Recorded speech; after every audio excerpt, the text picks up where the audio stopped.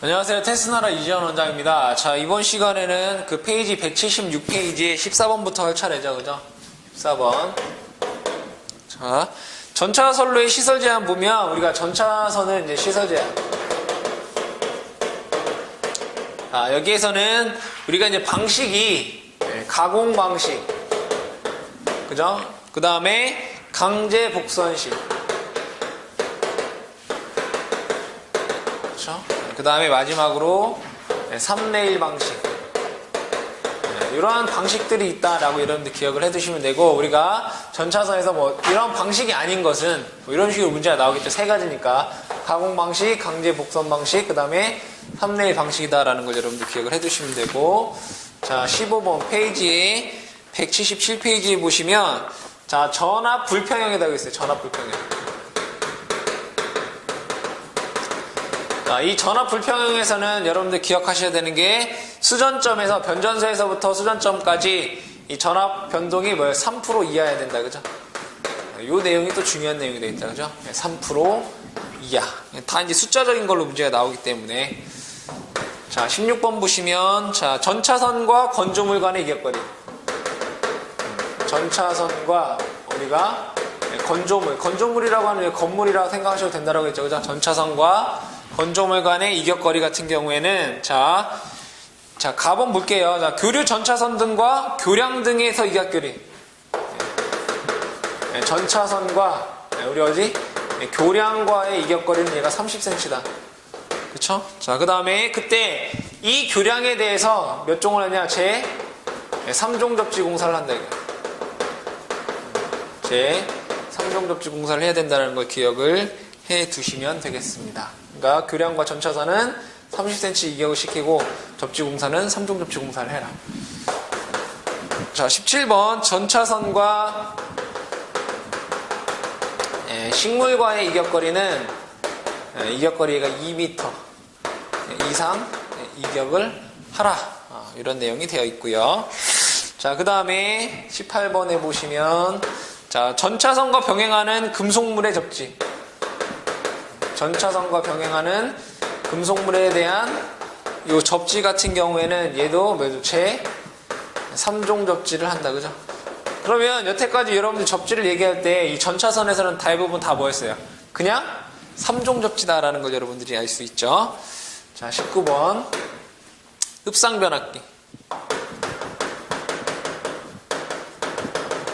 자, 흡상변압기 한번 읽어보도록 하죠.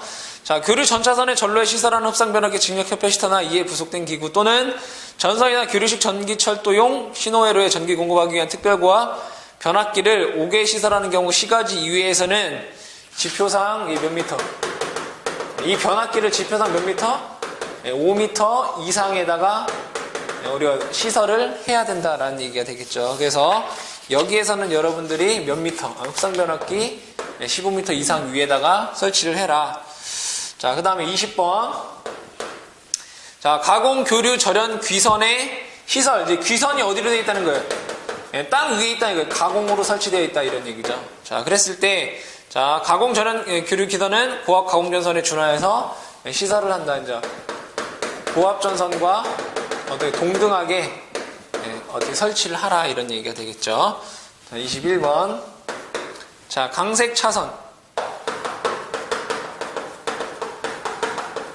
강색 차선을 보면 자, 강색 차선은 7mm 경동선 이와 동등 세기 굵기를 해야 된다. 강색 차선 하면 얘가 몇 mm라고요? 7mm 이상의 경동선을 써야 된다. 자, 그때 강색 차선은 레일면상 몇 미터? 4m 이상이 돼야 된다. 그때 어떠한 유산, 교량 터널 이런 유사한 곳에서는 3.5m에 쓸 수 있다. 이런 얘기. 그래서 강색 차선은 여러분들이 7mm, 4m 이렇게 기억을 해두시면 되겠더라. 자, 그 다음에 22번에 보시면 강색 차선의 절연저항. 절연저항 같은 경우에는 얘가 1km마당 누설 전류가 몇 10mA 이하면 우리가 절연이 잘 되어 있다라고 판단을 하겠다. 이런 얘기가 되겠죠. 자, 그러면 요와 관련된 문제를 한번 풀어보도록 하겠습니다. 자, 페이지 179페이지죠. 179페이지에 자 234번. 자 문제를 읽어보도록 하죠. 교류 단사식 전기 철도에서 전차선로를 전용 부지 안에 시설하고 전차선을 가공 방식으로 할 때 사용 전압은 얼마인가요? 25 kV 이하죠. 전차선에 25 kV 이하. 답은 라번이 되겠죠. 자, 235번 보시면 통신상의 유도장애를 방지하기 위하여 가공 직류 절연 귀선이 가공 약전류 전선과 병행하도록 시설될 때 특별한 경우를 제외하고 이격거리는 몇 미터로 해야 되는가? 몇 미터예요? 4미터죠. 그죠? 4미터. 자, 그 다음에 236번. 자, 가공 직류 전차선을 광산, 기타, 갱도라고 돼 있잖아요. 그죠? 갱도 몇 미터예요? 1.8미터죠. 갱도가 뭐라고 했어요? 우리 광산에 있는 전기철도를 얘기하는 거죠. 갱도에서는 높이가 1.8m 이상으로 해야 된다. 그죠? 보통은 5m. 그죠? 근데 갱도에서는 1.8m죠. 자, 237번. 자, 직류 기선은 궤도 근접 부분 금속재 지중관로 접근하기 좋지 않은 경우에 전식 방지를 위하여 몇 미터를 이격해야 되는가? 자, 귀선과 어디가 얘가 지중관로와의 어떤 이격거리를 얘기하는 거죠. 그때는 몇 미터라고 했죠? 얘가 1미터라고 했죠. 그죠? 답은 1미터 이렇게 되겠네요. 자, 238번. 자, 다음 중 전기 부식 방지를 위한 귀선의 시설 방법에 대한 설명으로 옳지 않은 것은 읽어보도록 하죠. 귀선은 부극성으로 한다. 맞는 얘기죠. 이음매 하나의 저항은 그 레일 길이 5m의 저항에 상당한 값 이하일 거. 맞는 얘기죠. 답은 귀선용 레일은 특수한 곳 이외에는 길이 30m 이상 연속되도록 용접할 것. 이것도 맞는 얘기죠. 자, 그 다음에 라번. 단면적 38스퀘어 이상, 길이 60cm 이상의 연동선을 사용한 본드 2개를 이용한 용접함으로써 레일의 용접을 가름할 수 없다. 이렇게 돼야 돼. 없다. 답은 라번이 틀린 게 되겠다. 그죠? 라번. 자, 그 다음에 239번 보죠. 직류식 전기철도의 기선의 궤도 근접 부근에 1년간의 평균 전류가 통할 때 그 구간 안에 어느 두 점 사이에 전이차 몇 볼트예요? 2볼트잖아요. 그죠? 2볼트. 답은 가번이 되겠죠. 자, 240번. 직류 기선의 궤도 근접 부근에 금속재 지중관로 1km 안에 접근하는 경우 금속재 지중관로에 대한 전식작용 장애를 방지하기 위한 기선의 시설 방법으로 옳은 것은 자 읽어보도록 하죠. 가번. 귀선은 부극성으로 할 것 이렇게 돼야 되고 나번. 귀선용 궤조 이음매 저항을 합친값은 그 구간 궤조 전체의 저항의 몇 프로? 20% 이하로 유지할 것. 다번 볼까요? 귀선용 궤조는 특수한 곳 이외에는 길이가 30m 이상 되도록 연속해서 용접을 해야 된다. 이렇게 되어 있고 라번. 귀선의 궤도 부근을 1년간 평균 전류가 통했을 때 생기는 전이차는 그 구간 어느 두 점 사이에서 2V 이하일 것. 옳은 것은 라번이 옳은 게 되겠다. 그죠? 라번. 241번. 자, 직류 전기철도의 배류선은 상승 부분 지표상 몇 미터 미만 부분에 대해서 절연전선, 캡타이어 케이블 또는 케이블을 사용하고 사람이 접촉할 우려가 없고 또한 손상을 받을 우려가 없도록 시설해야 되는가? 몇 미터예요? 2.5미터잖아요. 그죠? 배류선은 2.5m 이렇게 외우라고 했죠. 그죠? 자, 242번. 금속재 지중관로에 대해서 전직작용에 의한 장애를 줄 우려가 있는 경우에 배류시설을 선택 배류기를 사용하였다. 이때 선택 배류기를 보호할 목적으로 어떤 것을 설치해야 되는가? 우리가 과전류 차단기를 설치해야 된다고 했죠. 답은 과전류 차단기가 되겠다. 그죠?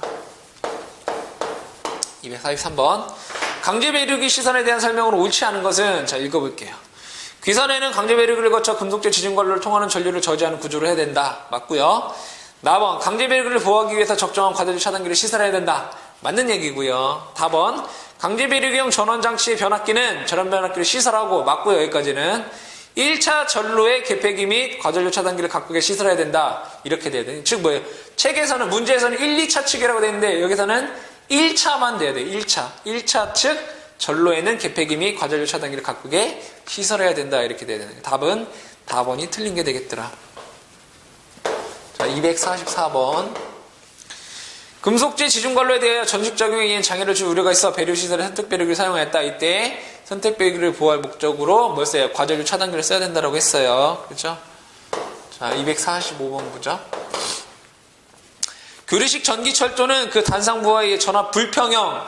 자, 우리 전압 불평형 몇 프로? 3%로 변전소로부터 수전자까지 전압 불평형 3%라고 했잖아요. 그죠? 다 읽어볼까요?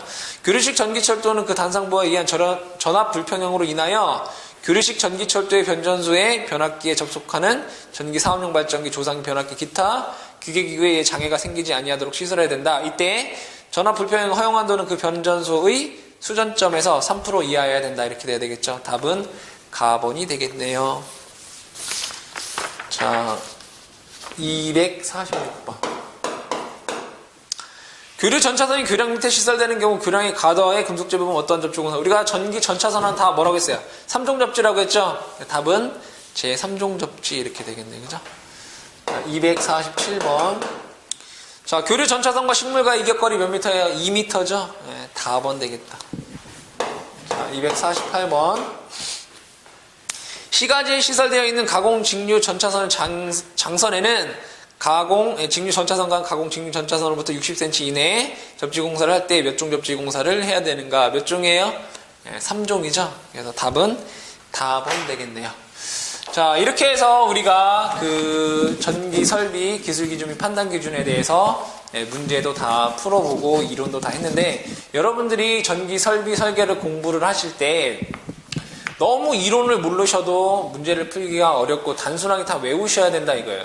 그때 여러분들이 공부를 하실 때 우선 문제를 먼저 보고 이런 문제가 나오는구나 라는 걸 파악을 하신 다음에 이론을 보시면 조금 더 암기하시는데 편하다 이거예요. 여러분들이 이론을 보고 이론을 다 읽어보고 외우고 나서 문제를 보면 좀 이론을 공부하기에 너무 지루하다 이거예요. 근데 여러분들이 문제를 보고 이런 문제가 나왔구나. 그거를 이론에서 보면은 이 이론의 내용에서 이 문제가 이 내용이 문제에 나왔었다라는 걸 하면 여러분들이 그 내용을 암기하시거나 또는 뭐 이해를 하시거나 문제에 적용할 때도 훨씬 더 쉽게 공부를 하실 수가 있으니까 여러분들이 그런 방법으로 공부를 하시고, 그 다음에 설비 같은 경우에는 문제를 많이 보는 게 중요해요. 그래서 여러분들이 뭐 전기 기능사 문제가 됐던 뭐 전기 기사, 전기 산업 기사, 뭐 전기 공사 기사 이런 게 다 뭐예요? 법은 다 똑같은 거잖아요.